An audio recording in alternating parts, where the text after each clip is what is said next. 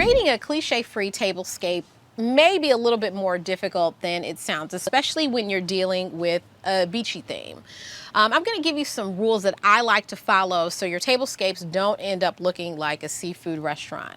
The first one is reach past the obvious.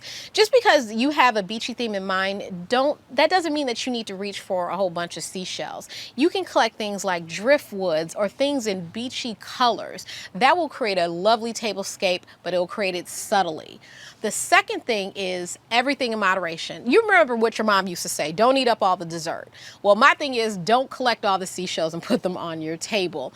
A couple of them here and there are fine, but you gotta kind of have an overall collected and curated feeling when you're going with your tablescape.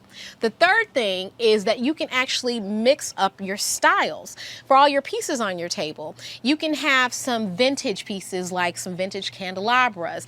You can have a more traditional vase. The key is when you're mixing up styles of your pieces is to think as far as a cohesive color scheme. I love to invoke a 60-30-10 color rule.